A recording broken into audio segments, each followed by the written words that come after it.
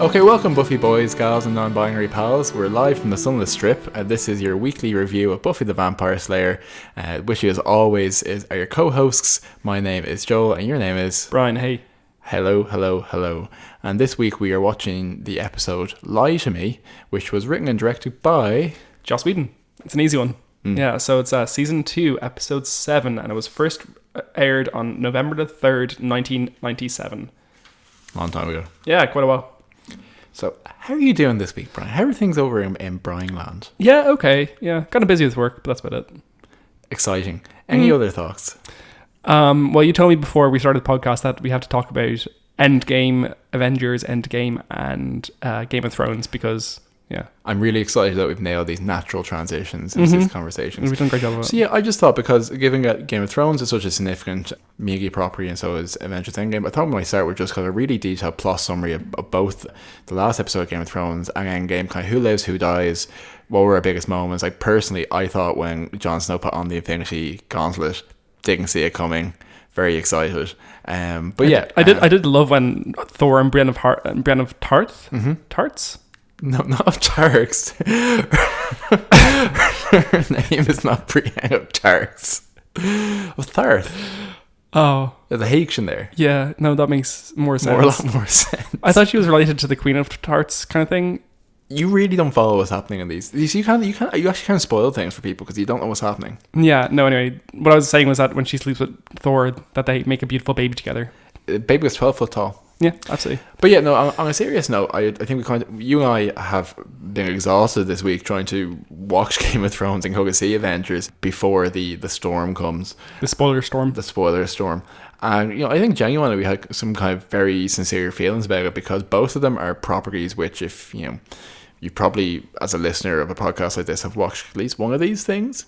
I would think, yeah. Most people have watched at least some Avengers-y kind of thing. But they're both things which have been going for about 10 years. Yeah. Roughly and coincidentally, or ending around the same time.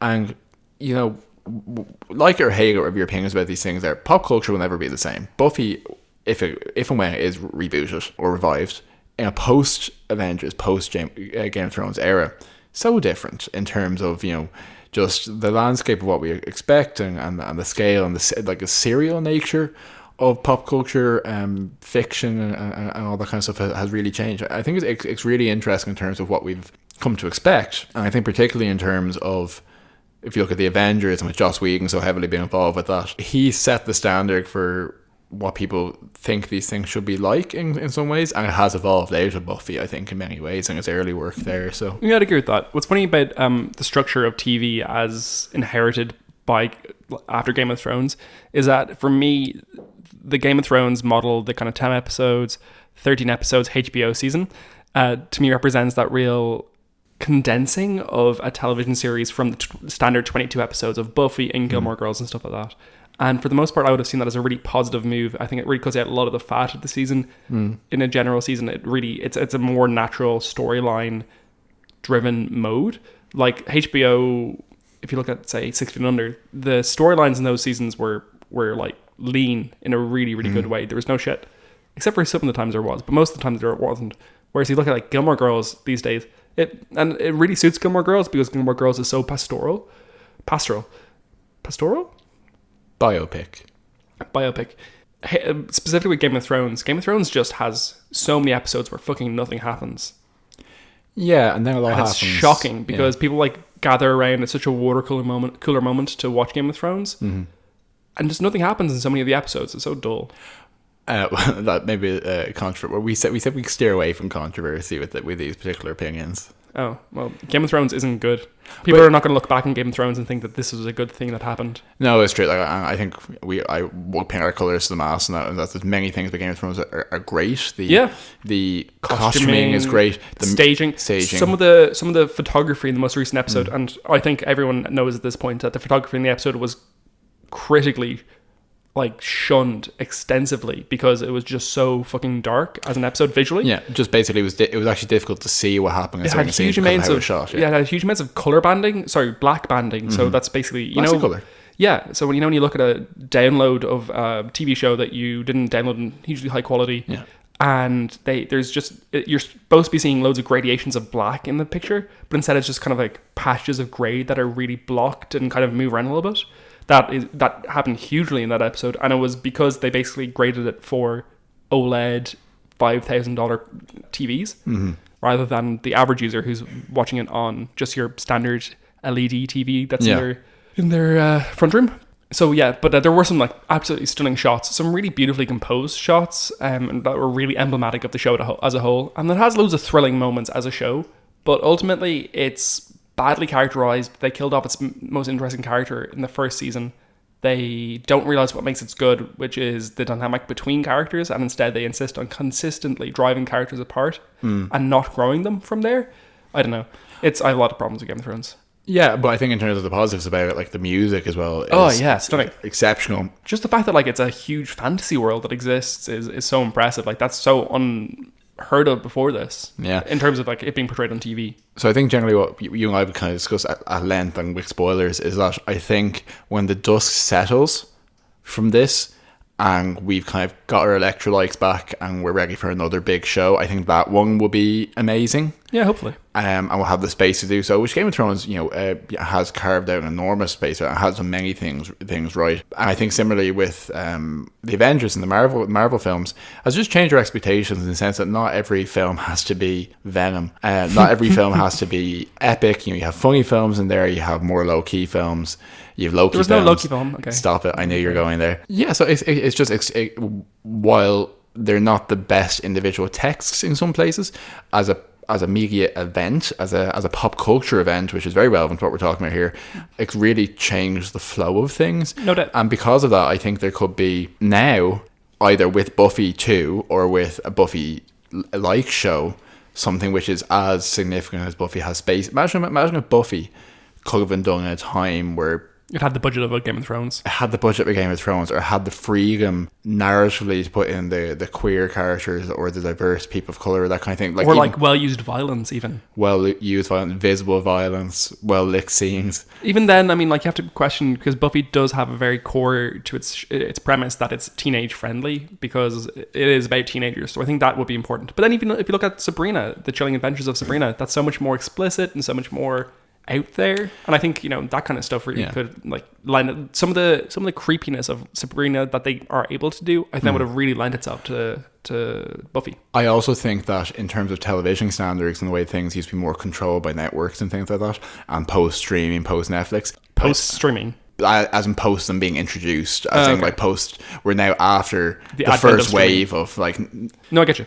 This is a completely apocryphal opinion I have, but I think people are less like offended by violence in certain scenes, in the sense that like we're just used to seeing things in higher quality. Your Game of Thrones, your Hannibal's obviously a crazy extent, but I think it could still be teen friendly while being a bit more explicit about certain things if you handle it well. Yeah, I think it's interesting anyway. I think it's going to really really bear out. But then you still have, even in like episodes like this, there are, like, lie to me, there's like scenes of horror and scenes of real terror as well, and melancholy, which is one of my famous slingshots. Back to the topic at hand. So in terms of Lie to Me, which is I think fair to say probably one of our mutual favourite episodes. Yeah, definitely. It's up there, definitely. What's the Buffy summary on that? Yeah, okay, let's get it for you. I feel like I can combine Buffy Summers and Buffy Summary in a way that works better, but I haven't gotten there yet. What's the Buffy and summary on it? Buffy Summary, The Vampire Slayer? Continue.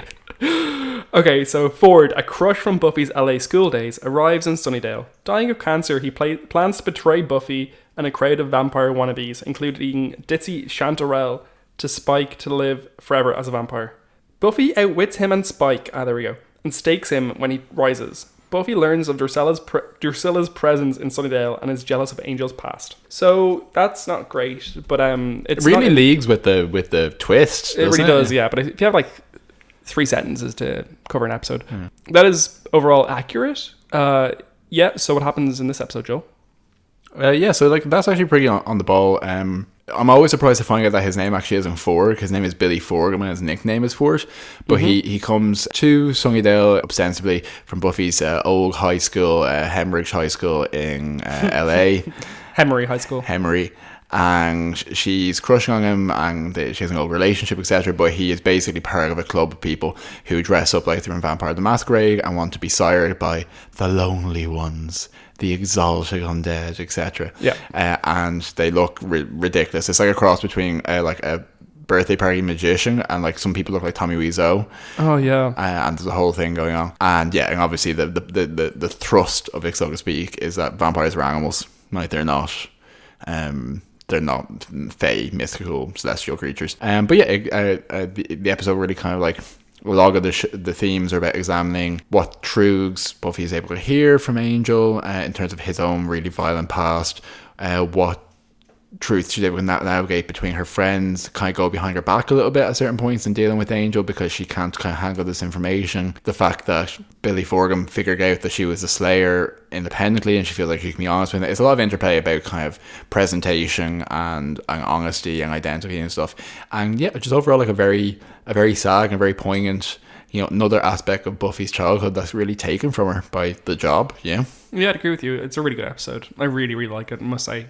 And I think actually this wouldn't be the takeaway from this episode, but Angel's very good in it. Yeah, is that he has more personality in this, and maybe like I love broody, sultry Angel, but he has more of the personality here that I think made him a good bet to build a show around later on. Yeah, I'd agree with you there. I mean, the moment where he's talking about how the people in the vampire club don't dress like real vampires, and while he's saying this, someone walks down the stairs dressed exactly like him, and David Boreanaz just like doesn't react except for like terrified darting eyes, and it's great. Yeah, David Boreanaz is actually a remarkably comic actor to be cast in a role which ostensibly is a very serious role. Yeah, he's a very funny man. But someone comes down wearing... He's a very giddy man. He is very giddy. Someone comes down wearing a leather jacket and those big wine silk shirts that him and Spike and all the vampires seem to wear. There's an outlet store in Sunnydale that gives them out basically. There absolutely is. The blouse barn. But Joel, it's actually just practical, because if they're drinking blood, they don't want to get it all over their nice white shirt. This is true. Maybe you should try that. That's not fair. I mean, that's, you know what? The worst thing about that is that like it was too true for me to have a good comeback to, because usually but yeah, you got me off guard there because that was just mean. Yeah. I do spill stuff all over and whenever I wear even a remotely white shirt or a t-shirt or anything like that, yeah, I get fucking red sauce all over it somehow. Yeah, I think I have to wash all the clothes. No, you don't. No, I don't. I literally wash all your clothes. You do. I don't know how to use a washing machine. Let's move on swiftly. We both got burnt there. Yeah, so in I got burned by you being mean. You got burned by you referring to your own inability. You're just going to cut all this out, so it's fine.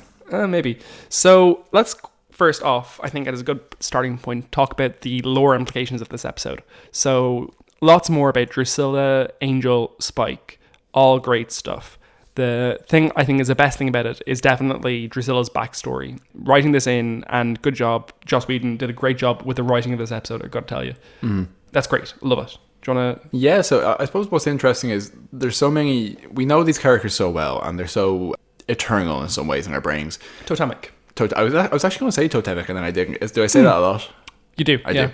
It's interesting to revisit the fact that we actually could learn these facts as we go on. So at this point, we don't know anything about Drusilla. She's just a mysterious woman who surrounds Spike. So you basically get into the fact that not only did Angel sire Drusilla, but specifically to demonstrate, foreshadow the cruelty he has as Angelus.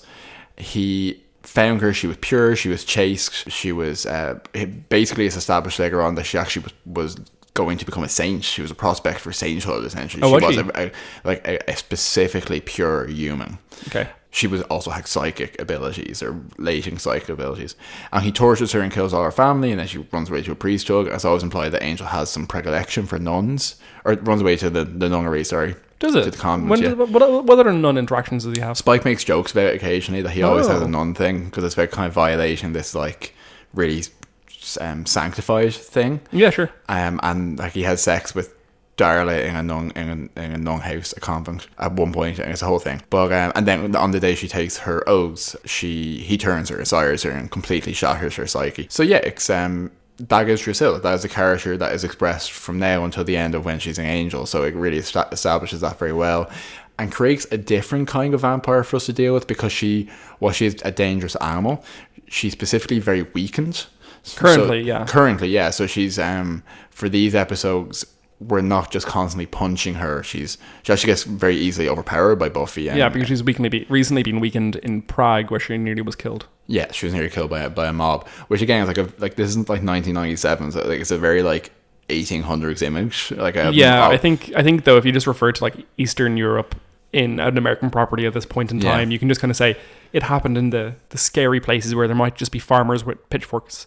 One of the interesting things there is that in the opening of the episode was fascinating, by the way, because what happens in the opening is the cold open is that Drusilla is wandering through a child playground. Thank you, where she finds a kid, and the camera focuses on a merry-go-round first, and then the kid's sitting on some swings, and she talks to him, and she says that she has a good line, actually. Oh yeah, she says, "What will your mummy sing when they find your body?" Because she talks about this. She talks about a song that her mother sang to her, which was "Run and catch, the lamb is caught in the blackberry patch," which is fascinating because the merry-go-round I very much read as the wheel of fortune in a medieval sense. Okay.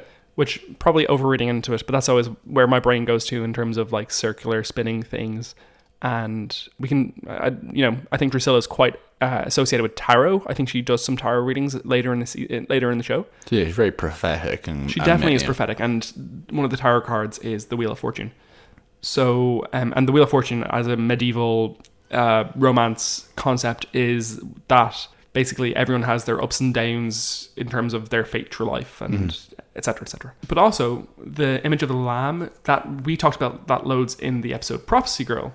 Because Prophecy Girl, the Master talks about Buffy being the lamb that the Anointed One is going to bring down to catch in the... To slaughter. To slaughter, exactly. So we've identified the lamb as being an image of childhood and eternal childhood. And Buffy kind of throws off that image in that episode in Prophecy Girl. She kind of casts that aside. So this idea of childhood as being sanctified and being delicate in this episode, really big theme, obviously, as it goes on through the episode. Can I make another link to Prophecy Girl, actually? There's loads of them, so please do. Yeah, so specifically, like, there's that bit we talked about where the Anointed One encounters her and pretends to be a child, and she's like, "Oh no, I know who you are, let's just go along with this."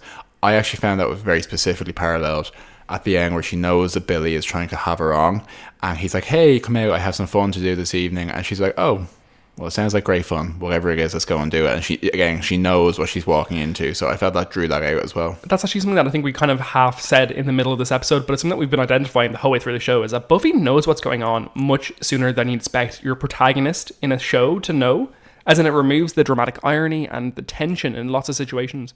But you kind of feel not comfortable with it. You don't feel like she's guarded against it through her knowledge. You feel like she just makes more informed decisions on the basis. But so in this episode, she pretty much is just one step behind Angel, who has a gut feeling about Ford and researches him with Willow's help, which I should mention. He's in her bedroom now. He gets invited into her bedroom. Yeah. And that's a big issue later on in the season. And it's a throwaway moment. It's a joke, but that wasn't done by accident. It was to set the precedent that he could come into the bedroom. Absolutely. Yeah. But Buffy finds this out basically just through really good deduction skills, where her and Ford encounter two vampires in the school, and Ford lets one of them get away in exchange for information, and tells Buffy that he staked this vampire, and it turns out that actually he was lying, because Buffy sees that vampire later on, and she's just like, why was he lying? And then all the pieces fall into place for her. That vampire who is... Apparently, she's a stunt double in the show, but apparently Joel's nodding at me, so apparently she's Buffy's stunt double. Yeah, and she does look very Buffy-esque, in fairness. She does, yeah. And she's vamped out, so that's why they can use her. Yeah, her name's Julia, and her actor's name is Julia as well, so... Oh, that's cute. Yeah. Nice. That happens a lot in the show, where the characters end up having the names of the actors, the first names. Yeah, no, I think that's definitely there, and I think there's these themes of the lamb and the kind of destruction of innocence, and really the peeling back of innocence in a show that has an episode called Innocence. Yeah, absolutely. It's very specifically it's that growing up, and the shock of growing up doesn't happen all at once. It's like a series of continued violences. So yeah, it's really kind of showing that the transition to adulthood, and her going through these teenage years, it's not a series. It's not something that happens all at once. It's a series of micro abrasions and micro violences that happen to your identity. I think what it really tries to characterize is sometimes you can deal with that and sometimes you can't. Because there are parts in this episode where it is better to tell her the truth. Yeah. And the point at the end where she says, and the kind of the summary of the denouement is her saying to Giles, lie to me about what the world is like. And he's like, the good guys always win, the bad guys always lose, and everyone's always happy, and that's sometimes, you need to do this, so it's kind of, it's really like, it's a complex ending. It's a messy approach to it, and it's something that they do kind of throughout this season. Yeah, no doubt. If you're talking, you've also just mentioned innocence. So one of the things she says in this episode is when Ford asks her to go out tonight, but he's not going to tell her where they're going to, and it'll be a surprise, and she says, I like surprises. Innocence, surprise being the episodes in which the back-to-back episodes in which Buffy and Angel have sex and Angel loses his soul. So I kind of know that as well. Yeah, exactly. So let's talk about that then. Morality in Buffy the Vampire Slayer in this episode. So one of the essays I was reading about this was called this is an amazing line, or amazing title, Hubble Bubble, Herbs and Grimoires, and it's Magic, Manichaeanism and Witchcraft in Buffy by Tanya Krzyzewinska. I apologize, Tanya Krzyzewinska, who is definitely listening to this, for butchering your name. Did you say Hubble Bubble? Hubble Bubble, Herbs and Grimoires. So it's Hubble Bubble, Toil and Trouble. This whole essay was about how Buffy as a property plays with the idea of the good guys and the bad guys, and the white hats and the black hats. Yeah. And like, they literally say black hats in this episode. They also say white hats in Doppelganger Land, in which the white hats are the people who are saving the people from the vampires. I would have said that was in Wish. Oh, sorry, it is in the Wish. No, the one with Doppelgangland is the one where Willow's doppelganger comes back to Sunnydale. Yes, exactly. Yeah. Grant. Yeah. So yeah, you're right. It's the Wish. I actually remember that specifically, and we'll come to that when we watch the episode. But I'd never heard that expression before. Doppelganger? No, white hacks and black hacks for good guys and bad guys. Yeah. So that episode where they're in the alternate reality and Larry is there and all that kind of stuff, is indelibly linked when I search in my brain dictionary for the word white hacks. Yeah. Yeah, me too. So so that would be called Manichaeanism, or this is what this writer identifies it as, and it's kind of the early, like, 3rd, 4th century or something like that, idea that the morality of the world and the structure of the world is that there's a good and a bad, and they have to exist in coexistence, and at one point there's one is more powerful than the other, and it's constantly referred to in writing. So you get your Star Wars, which has the light side and the dark side. The light side and the dark side, and they're constantly struggling, and one has to be in power at all times. And so also, it's a Chinese theory, is it? I actually don't know. I didn't look too much into the. I think arguments. I saw that it was a Chinese theory. Yeah. I'd believe it. So this show definitely does play with that. It definitely does play with the idea that there is good and bad, and they can be identified. But then episodes like this really introduce a lot of grey area. You get Buffy, like, the idea in the end of the episode is that, like, when Giles says there are good guys and there are bad guys and you can identify between them, that's not true for Buffy. Buffy as a show has so much moral grey area. The essay was actually pretty interesting in the sense that it actually had a lot of sorry. So this essay. Oh no. Okay, so while Brian chokes, I just need to. I stop. I can't breathe. Keep going. Brian is choking to death off mic due to hay fever, and after hacking up most of his insides, he kind of turned morosely to me and said, "'Tis the sneezing." Yeah, it is. And then choked again on his own joke. So I feel like that was deserved. So this essay had a lot about the idea of witchcraft as kind of transgression, and how this show deals with it, and how it's also like a very liberal idea in the show and stuff like that. So yeah, this essay was just interesting generally. If you want to read about morality as shown in Buffy, and grey areas and how it plays with that, it's kind of cool. I think it's kind of boring in one way though, because like all of Buffy is a grey area as a show, Yeah, and like I think it's definitely to have the basis in terms of the good and evil, because it is something that she's constantly examining. And I think it's probably something that we take for granted in a lot of media, how we just assume the good and evil side of things, the right and wrong perspective, which is something that we don't do in real life. In most cases, because even in this episode, it's actually quite poignant at the end, because.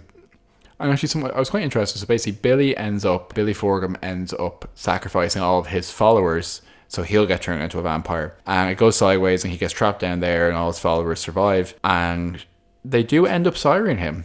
I was also like, I mean, That's good for the. It's good for the end of the episode, no doubt. But I always got surprised by it in this episode. In one way, you can kind of see it as like, A, he probably wasn't that tasty because he does have pretty bad cancer, and B, it's possible that Spike was just like aware that it would affect Buffy. Yeah, that's actually not a bad point. Which might be writing into it a bit much. It's a great moment when he comes back from the dead and he rises. So I think it's worth it on that basis. But so Buffy lays flowers at his grave, waiting for him to rise, and then like actually really nonchalantly and professionally stakes him when he rises because she just has to. Yeah. But even then, she says to Giles, in terms of the grey areas, that it'd be easier if she could hate him because she's really strong. This point, she really says to him, "I'm really sorry for what happened to you, but what you're doing is justifying mass murder, and nothing you will say." Yeah, she's a real paladin about that kind of stuff. Yeah, one of her lines is, "I do feel sorry for you, and if those vampires come and start feeding, I'll kill you myself." And it's not, "But I'll kill you myself." It's, "And I feel sorry for you, and I'll kill you." Yeah, absolutely. So absolutely, Buffy has to reside in this grey area to exist in this world. But she really kind of signposted here in terms of saying, I'd love to hate him, but it's just not as simple as that. And there's a parallel there with going the other direction with her talking to Angel specifically in this episode about how he has done similarly mass murdery things in the past, but she cares about him and she says she loves him now. Yeah. And it's like a fraction of a difference in terms of where you can find a place to stand so that you're comfortable with morally with this kind of stuff. Yeah. No, it's Mark Fields, who I refer to all the time, writes about this episode quite a bit. He identifies it as a very existential episode. So apparently, Joss Whedon was asked in the commentaries of Firefly, or the DVD commentary for Firefly at some point, what the most important book he's read is, and he said it was Jean-Paul Sartre's The La Nausée, which is nausea, or maybe it's called nausea. I can't remember what it's called, generally translated as. I read it years ago and I can't really remember that well, but existentialism is incredibly simple. So existentialism being the kind of French Camus, Kierkegaard, who isn't French obviously, Sartre, all those, Nietzsche to some degree, but not really. But existential philosophy essentially suggesting that there's no moral or metaphysical properties that exist before your own choice. So the most important existential point being, or motto being, existence precedes essence. Mm-hmm. So things don't have essence before they exist. Anyway, so this episode, if you're reading it as an existential text, it kind of doesn't really portray any nuances of it, but I can see Joss Whedon filtering the episode through that. So at one point, Buffy says to Ford says to Buffy when he's talking about all the people in the room and how the world isn't fair. He hasn't been given a fair lot of it in the sense that he has cancer and he has no way out. And Ford says, "I don't have a choice." And Buffy responds to say, "You have a choice. You don't have a good choice, but you have a choice." Mm. And that very much is the Buffy Summers existential philosophy, is that she she has made a choice. She's determined in a certain direction. And if you look at this episode in terms of Prophecy Girl, you have to compare his decision to sacrifice a room full of people to potentially save himself for this eternal youth, which we talk about a lot in that episode in Prophecy Girl, with Buffy's decision in that episode to sacrifice herself for the common good. Yeah, absolutely. So when given a choice where Buffy knew she was going to die, it was prophesied to be so, just in the way that he's prophesied to die because of his cancer, she decided to give herself up and hopefully make a better situation for people, and chose that. And in this episode, he chooses actively the opposite. So there's loads of parallels there. It's really cool. And yeah, that's kind of the existential themes that he suggests there. Yeah, no, absolutely. I definitely see that. And I think how they tie into that existentialism is in terms of, again, the maturity and the progression of childhood, having some engagement with having to understand, move past platonic concepts of you have an essence, you have a soul, there's good, there's evil, there's really definable points that you can relate to. And I think one of the ways that they characterize this with Ford is he's very childish and he's very immature, and he specifically has links to Buffy in terms of having been in school with her for 7 years. She was his 5th grade crush.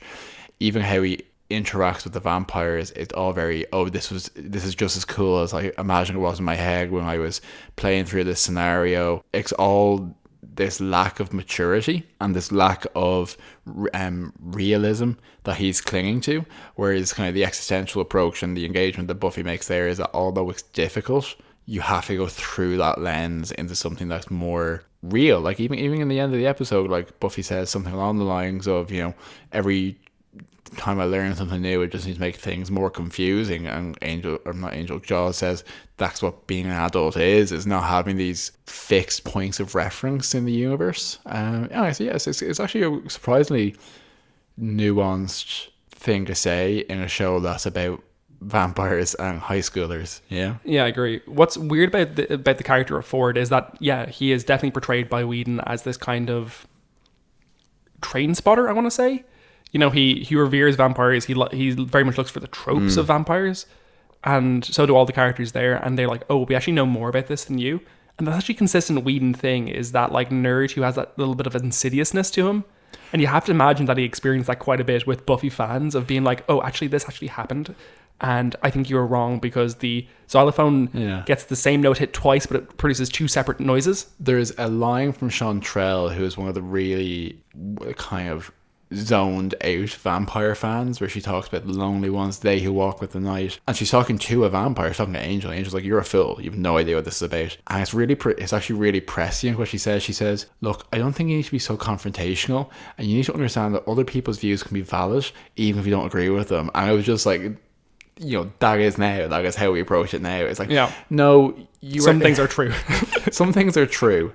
Ironically, since we're talking about things having no center and no points of reference, if you're talking to a vampire says you're a fool, your opinion is not also truth. You know, it was a line that you write into a show today, and it really made me laugh. What the line that comes right after that, though, and Willow says it really nonchalantly, but I thought it was really important, was the dark can get pretty dark. Sometimes you need a story. Yeah. And then Willow says that in response. And that's very Buffy as text, you know, the idea that it's dealing with pretty heady teen themes and it has to filter it through the metaphor of the vampire and through the emotions of the show to make it a more digestible concept. It's an intelligible framework. Yeah. To filter things through, which is in many ways what these fanboys essentially in the Sunset Club, yes, which is what it's called. Yeah, Again, we've established a third club of sorts in Buffydale. It's what they're doing is filtering, because this is definitely the kind of club that you'd end up in at 12 o'clock at night, where you're like, okay, is this just a really bad club, or am I just here too early? Yeah. And you came in because someone gave you a flyer off the street, and you're like, nah, it's only a $5 in, let's go for it. And now I'm in, I can't leave straight away. Yeah, and you buy 2 drinks there, and then you just go to a pub. Yeah. No, it definitely has that vibe. It has some Tommy Wiseau looking motherfuckers standing around and creeping in the corner, and like portraits of like French aristocrats. And one specifically that I can tell you is a portrait of Marie Antoinette. I would have presumed so, because there's a scene earlier on in the episode where they're talking about Marie Antoinette in the school, and Cordelia in her only scene in the episode, which I thought was very cruel. Criminal. Yeah. But she says, well, I think Marie Antoinette was actually quite nice, because like they were all just like beheading people, and she was like trying to give them cake. So she does that, and specifically says, I don't see why everyone is always picking on Marie Antoinette. It's difficult. Don't people appreciate how much effort it takes to look like that good all the time? I mean, Marie Antoinette is a fashion icon. Yeah, no, absolutely. And the teacher off screen be like, okay, that's a very interesting take. Because anyone else have any opinions they want to say. Yeah. One other thing that's interesting is, I think, in terms of Angel's characterization, is that it actually establishes a bit of a template for what he later does in terms of Angel investigations on the show Angel, because he is basically investigating for it, but using Willow and Xander to do it as opposed to his team on the Angel show. And I actually think I like Angel. I like watching Angel. This gave him more personality this episode, something that wasn't just... He even makes a joke about how he just practices brooding. It's that little bit of self-referential that we like in later Angel. We also like in Thor, in the MCU films recently, that bit of kind of like awareness, which is such a cliche Joss Whedon thing, but it doesn't always come through. For a second there, I thought you meant that David Boreanaz was in the Thor movies, and I was like, oh, what? Someone suggested that David Boreanaz would be, if they had to pick a dream person to come play an NPC in their D&D campaign, would be David Boreanaz. Yeah, I can see that. Yeah, I think it'd be a lot of fun. I think Alison Hannigan would be great as well. Actually, no, let's be real. The best person possibly person is Anthony Head. Anthony Head, he would play you would build up your villain for like sessions after sessions, and then he would turn up and voice them when you actually confront the king. Yeah. What was your favorite line in the episode? Okay, I don't know. Well, you have a very specific one, so please tell me. I forgot. Okay, no, my favorite line of the episode is when Buffy is talking about what were they called? The vinyls. Yeah, the Divinals. Who actually, because I was reading about this episode earlier, I got on a Divinal spin because I quite liked the Divinals back in the day when I was a bit younger. When I went through my phase of listening to Joan Jett and stuff. Mm-hmm. The Vinyls are reasonably good. They're an Australian band, but they have one of their albums is actually really, really good. I think their self-titled first album. I think the singer in it actually died in 2003 of cancer. It was quite sad. But Buffy talks about having listened to the Vinyls. When I think about you, I touch myself. When she had like been rejected by Ford. Yeah, when she was in 6th grade, which is 11. I don't know. Buffy's like, I didn't know what the song was about though. And then like 5 minutes later, Willow was like, oh, that's what that song is about. And it's really great. That's my favorite line. My favorite line I was going to say is when Buffy says she listened to I Touch Myself by the Vinyls. So I'm not going to lie, I was actually going to say that as well. But apparently the Vinyls did quite a bit of music. I read this too. Yeah, for the Buffy movie. Yeah, so the Vinyls scored the Buffy movie. Mm-hmm. Yeah, that's cool. So yeah, Willow has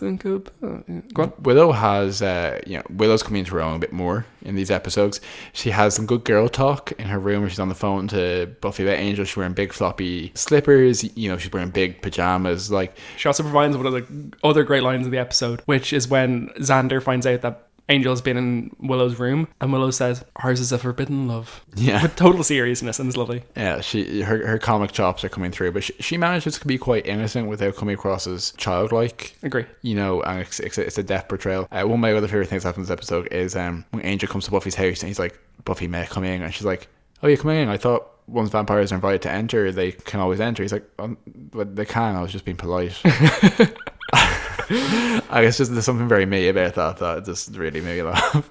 Yeah, no, it's good. Okay, so the postmodern vampire. Tell me more about kind of what your thoughts are there in terms of how this portrays vampires. And so yeah, as I've said before, this episode really does, or not this episode, the show doesn't just set up the vampire and do one twist on it. It's constantly trying to examine why are vampires something that like we have just consistently over hundreds and hundreds of years kept coming back to. And I would say that actually this season, the next season, first season, second season, and 7th season do that. I think the rest of the seasons very adeptly hold off on vampire talk. Oh yeah, they dole it out as and when needed. Because you could have, and I haven't actually watched any of these other shows in depth. So things like the Vampire Diaries, True Blood, etc. You can. I've watched actually quite a lot of True Blood. You can over-examine things, I think. Yeah, no over a certain number of seasons, and occasionally other genre shows when they're ostensibly about vampires and they start bringing werewolves because they bring out things to say. Every single one of them does it. Oh, and actually, if we want to talk about, I don't know if we mentioned this, if you're interested in interesting takes and twists on vampires, like watch What We Do in the Shadows, which is a TV show watch the movie first. Watch the movie first. Is amazing. It's probably the best vampire movie for my money's worth. It's very funny, and I want to watch it again. Because what happened when we started watching it, I thought it was a horror film. And it's a very funny film, but I wasn't really in... Jermaine Clements? Clements, yeah. And also, we can never pronounce his name. I'm not going to attempt to because it's going to be offensive. It's one of the Flight of the Conchords guy. No, Jermaine Clements is, but I mean, like the other guy who is the director of Thor Ragnarok is also in and wrote the. Yeah, no, I don't know his name either. He also voices the rock guy from Thor Ragnarok and Krog, I think. Yeah, he's wonderful. I love him. Oh, hi. He was a Ghost. Piss off, Ghost. Okay, well, I did a good New Zealand accent and you didn't. Piss off, Ghost. Yeah, I just wanted to do it because it makes me laugh. Yeah. But anyway, circling back to the point, watch What We Do in the Shadows, very good vampire show. Yeah. But what this episode does is we've already seen them deconstruct the classic Master Romanian vampire, the Master, those really ancient tropes, the Bram Stoker's Dracula vampire, and they literally take on Dracula later in the show. They do take on Dracula, definitely. What this episode is doing is more examining the then contemporary obsession with vampires, the Anne Rice novels, the Vampire: The Masquerade. You keep referring to that. I don't actually know what that is. So it's actually having a remake coming out soon, but it's the game. It's an RPG. It's a tabletop. It's a card game. It's a video game. But the the premise is that vampires are everywhere, and the masquerade is the Wizarding World in Harry Potter. It's the masquerade is how they hide in human society, and they're different vampire clans and different ones. But before there was the culture there is now of role playing and live action forums and stuff, this was the medium by which people, in a softcore kind of way, pretended to be vampires. You had your clan, you had your history, and it's often considered to be a very well done version of, if you want to do vampires are everywhere, but it is a bit kind of, it's romantic. There's a romantic element to it. There's a dark mystical element to it. The remake game that's coming out ostensibly has the potential to be quite good. Apparently the mid-noughties video game was weirdly in-depth and incredibly good. Nuance, yeah, absolutely. But again, it's a kind of deconstructed here, where you have in this club people who actually have very contrasting ideas of what vampires are like, but they're all displaying kind of reverent fairy tale approach that is and the music, like the subtitles say like pseudo goth music or whatever it says, so there's a very soft touch, a very, maybe I'll nick myself slightly and let a drop of blood, and wear a lot of pale makeup, so it's trying to break that down and kind of, I think, bring it back to the roots of that vampires are about the fact that the night is dark and full of terrors. And the only thing scarier than something that looks completely alien is a demon wearing an angel's face, which is literally where the root of the fear of angel is. As something that looks angelic, something that looks just like you. But as Buffy says in this episode, you die and a demon sets up shop in your old house. And that is horrific, and has your memories, has your life, and I think they really try to basically play on that here. Actually, one of the things that it reminds me of is, I think in Doppelgangland specifically, maybe this time, Angel says that in terms of vampires, that all the badness is already in them. So vampires don't just reflect they don't just set up a demon. It's not just a demon setting up shop, full stop. It's you, but only the worst version of you. Yeah. Okay, here, I think I have a couple of more points before we go into the closing. So one of them is... we need a sexier name for the closing. It's called the end. Let me think. The slaying, the dusting. The dusting. There we go. Okay. So this episode is actually referred to quite a lot in the Rhonda Wilcox book, Why Buffy Matters, which is a really genuinely good book about Buffy, and just kind of explores the importance of it as a piece of literature, and also just it's really nice. It takes one episode per season, essentially. I think it might not be one episode per season. It takes 6 or 7 episodes, and it specifically writes an essay about that episode. One of the and it also has general essays. One of the essays is about naming, and just naming as an idea in Buffy. So it looks at things like, Willow is often referred to as Will, and she often represents the guiding force in terms of the the mind, of which of course Willow is the mind when it comes to the end of season 4 of Buffy. Where they fight Adam, yeah. Absolutely. And one of the things that she looks at in depth is the fact that you brought up, which is that the name William occurs multiple times in this show. Oh, yeah. So obviously there's Liam, there's William the Bloody, Liam being Angel. Angel's human name. Yeah. William the Bloody being Spike. And in this episode you have... Billy Fordham. You sure fucking do. Of course, Billy is also a name of one of the characters in season 1. So one of the things is that it shows the importance of naming. You're connecting these 3 characters, 3 of Buffy's boyfriends, which is quite important. But also then it shows that the multifaceted nature of the show, that it's not black and white, that this name doesn't mean evilness, that the name can take on multiple monikers and multiple, that's a bad word for it, but multiple... Context, no doubt. Brian, can I ask you a question? Because you mentioned Buffy's boyfriends there. What's Riley's last name? Finn. There we go. Sorry, yeah, go ahead. Oh yeah, actually another Billy is Willie the Snitch, who is completely separate to all those Williams, so that's quite interesting too. But yeah, no, it was just really interesting in terms of this episode is referred to quite a bit in terms of the naming structures, because this is another boyfriend of Buffy's who's a William.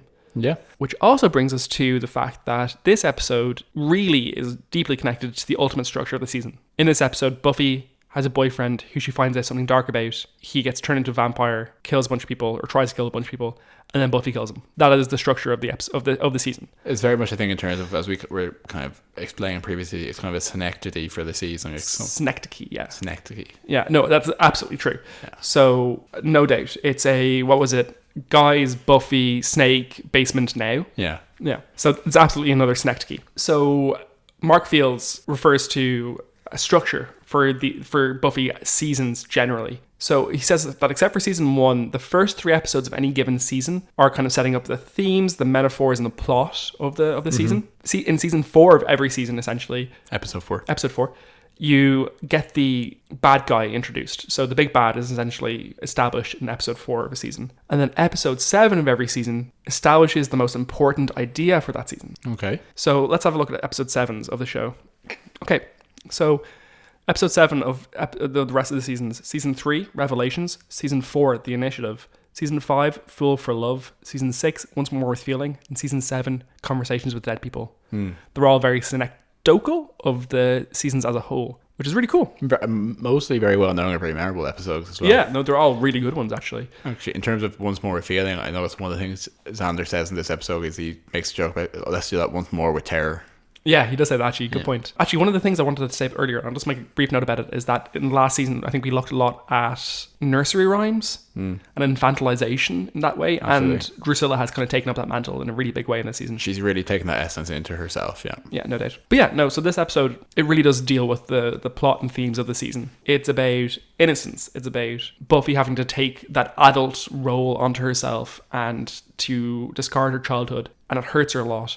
And having to deal with that and make a decision for herself that is difficult. Yeah, absolutely. And I think the last season was about Buffy having to sacrifice herself. And this is about her having to sacrifice something else, a different part of herself. She sacrificed the body, so to speak, last season. And now she's sacrificing the heart in this season. That's beautiful, Joel. Thank you. Just off the top of my dome.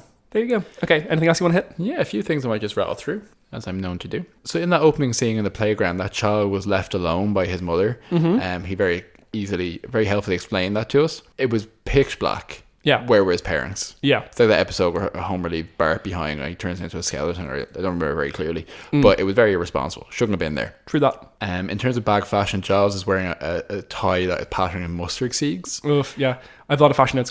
Please, go ahead. Yeah, Xander is wearing a football jersey, like a Adidas football jersey. Adidas football Soccer jersey. Yeah. And golf pants. And just generally, obviously, all the bad fashion within Sunset Club itself. Willow's back dressed like a bag of Skittles, just in a big baggy rainbow top. She loves rainbows. And yeah, and I've noticed that generally the fashion of all the men is just like something that is 7 or 8 sizes too big for what you should be wearing. Yeah. So actually, my note there about fashion is that Bill Oldham is a really good musician. So I'm going crazy there. So Billy Fordham, yeah.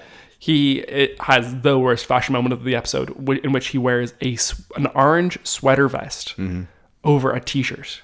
It's disgusting, and I hated it. And in fact, he was sitting with Xander, and Xander looked fashionable in comparison, because Xander was wearing that Adidas football jumper that someone could wear that today. They'd wear it 2 sizes smaller, but they could wear it today and look quite good. Yeah, he was quite bad. He also at one point wore like a dress shirt and jeans with a jumper wrapped around his waist the wrong way round to school. So I think these were all clues that he wasn't mentally quite there. That actor, whose name I can never remember, he was also in Roswell. And he, interestingly, was also in The Grudge with Sarah Michelle Gellar, which I'm going to suggest, Joe, we watch this weekend. Because I've never seen it. I saw it in the cinema when I was 14, and it was scary then, but I suspect it's not very scary. There's an amazing... One seeing it you always reference. Oh, there's an amazing scene where she's washing her hair in the shower, and you can see her 2 hands washing, she's washing away, and then you're just like, oh, okay, that's weird, because that's a third hand washing her hair. And then she realizes herself at the same moment that you realize that there's a third hand washing her hair, and she freaks the fuck out, and it's great. As you would, yeah. Yeah. Otherwise, yeah, I think I should touch on a lot of it. There's some good development of other plot points from the season in this episode. One of which is, it's not touched on all here, but one of the things that the vampire that Billy allows to live steals from the library from Giles' collection is a book, which Spike wants, which later turns out to be the Dulac manuscript, which is what helps Drusilla come back to her full vampiric power. So it's actually quite relevant. And also the relationship between Mrs. Calendar and Giles develops in a really natural way, I think, with her taking him on a blind date to go to monster trucks, which he doesn't appreciate, which he calls the nitro burning funny cars. He sure does. Which sounds incredible, and I would like to go and see that. I also noticed that in Sunnydale there was a poster for Teacher Appreciation Night. Oh, good. What could that possibly involve?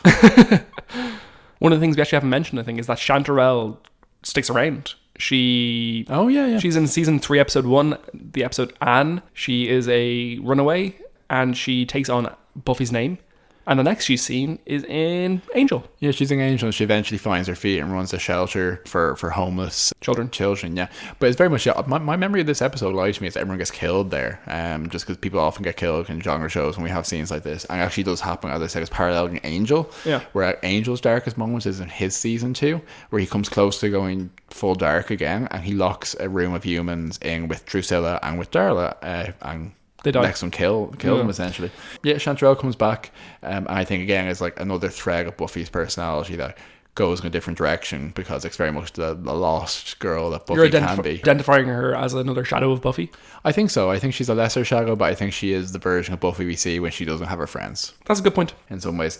And I saw some parallels as well also in that, very similar to the first episode that Spike is in this season, where he's meant to wait for the night of St. Vitus or whatever and attack the school. He just turns up and says, sorry, I got bored, I couldn't wait. Similarly, when Buffy comes into the club and is interrupting their plans, she says, I just couldn't wait till tonight, I wanted to see what all the fun was about. That's a good point, yeah. So definitely again, there's some disruptions there, absolutely. Yeah. And the other thing is just that she makes a reference at one point to the vampire fang girls, whatever we were calling them, that this is not the mothership, that they will kill you. And I think that's obviously references to cults generally, but specifically I would say is an allusion to Heaven's Gate. Yeah, that's why I wrote it as too. Yeah, which is a cult which essentially killed themselves, but I think it was cyanide, if I remember correctly, in Los Angeles. I also want to say I remember correctly, around this time or not too long before it. Well, they're not the Kool-Aid, are they?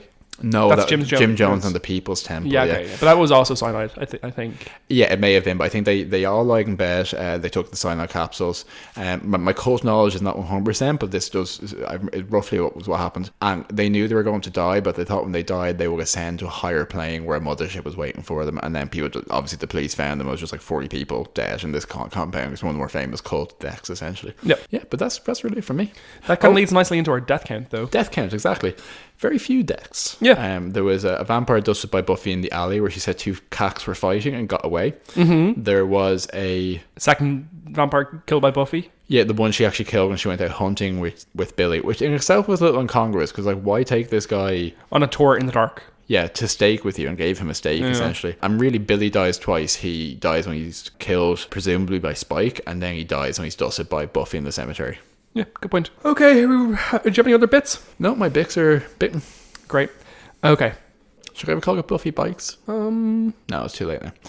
Okay, yeah, I'm ready to rate. I have mine, if you want me to say it. Okay, I'm actually so unproud of this one this week in terms of what the rating is out of. But I think I'm going to go for 10 Hemeries out of 10 in this episode. 10? Yeah. 10 out of 10? Yeah, it's in that area where I would have maybe given it a 9.4 or 9.3, because it has flawed moments. It has some weird crossfades in the shots. It has some awkward writing at times. But I think that's not in keeping with the spirit of what a 10 out of 10 is. Yeah. Which is not a technical 10 out of 10. It's not a perfect episode. But would I show this episode to someone who I wanted to watch Buffy? Absolutely. The writing is stunning.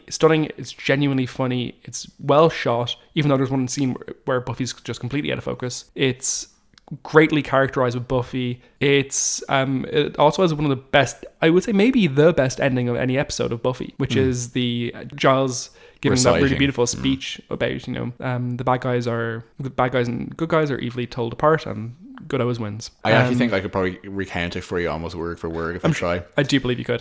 Do you want to do that? I was going to give it a go. Okay, go on. The good guys are always, life is terribly simple. The good guys are always stalwart and true. The bad guys are easily identifiable by their pointy heads, pointy horns, and black hats.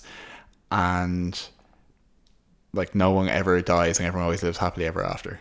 That's not full, but I think that was all accurate-ish. Yeah. Good job. He does think. Yeah.